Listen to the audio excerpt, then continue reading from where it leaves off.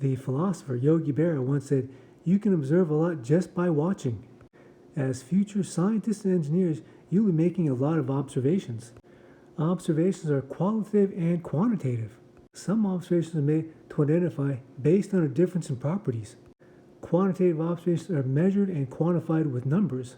These quantitative observations allow scientists to come up with theories which are then used to make predictions. One important skill you'll learn in this class is to make predictions based on theory. Speaking of numbers, there are a lot of chemicals.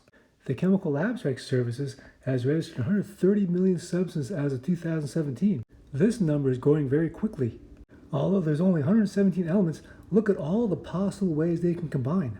However, only a few elements are commonly found in the universe, and fewer are found in living organisms. So stop the video and answer this question. And the answer is, organic chemistry is the biggest and most studied field in chemistry. Here are more numbers. Look at the value of chemicals sold in 2009. Here are how the chemical products are classified. Which products have you used? I've used all of them, and so have you. Of course, you have your own bank card, and you're going to get an A in chemistry anyway. Here are more numbers, which is part of the reason you're taking this class, to work as a scientist or engineer. Although chemists make more than biologists, and engineers make more than scientists, it's important to do something that you find interesting and rewarding. And even more numbers. Note that not all the scientists and engineers actually work in their field. All of you earned your high school diploma, and all of you are on your way to earning your bachelor's degree. Look at all the things you can do and all the opportunities once you earn your bachelor's degree. Some of you will want to continue your education and go to graduate school. Others will want to be a doctor. You can work for private industry or the government. And as you progress through your career, you may be managing big projects for the big bucks. Okay, so let's review. Stop the video and answer these questions.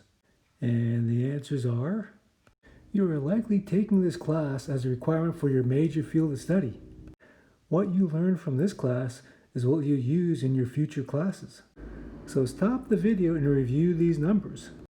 So learning occurs when you actively make connections between what you already know to something new. Active means interacting with other students to clarify, explain, and to understand what you're learning. According to Einstein, probably the most famous scientist of the 20th century, you don't really understand something until you explain it to your grandmother. So stop the video and answer this question. And the answer is, here's how much you learned from the other ways. 400 years ago, when students like you were learning chemistry, students were allowed to ask questions only with modesty and without bothering the teacher. In the 21st century, learning involves asking a lot of questions and being active in your learning. Active means working with other students and putting that information to work immediately and repeatedly. Passively sitting in a lecture and trying to stay awake is not a good way to learn. When you start working in industry or government, you're not working on an island all by yourself. You'll be working as part of a team. One very important skill is communication. So form a study group, teach each other, and get better grades. Critical thinking is a skill you use in every aspect of your life. Here are some of the skills which helps you be a good critical thinker. Which ones are you good at? Your generation is going to be solving the problems my generation created. Problem solving is what you do when you don't know what to do, otherwise it's not a problem. Here's what you'll do to benefit society. As future scientists and engineers, which path will you follow? You may have seen this problem-solving model before. Understand the problem, devise a plan, carry out the plan, look back. It sounds so easy. Here's the real problem-solving model. You may not know what you're doing, so you got to try something. If that doesn't work, try something else. See where it gets you. That means testing your results. If your answer makes sense, that is, fits the criteria of the problem, great. If not, try again.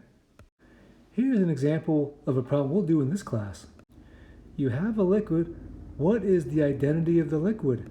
You want to gather information, that is, collect data and make observations. Analyze the data, that is, fit the data to an equation to calculate results. And then interpret your results, that is, figure out what the numbers mean. And then you can draw a conclusion.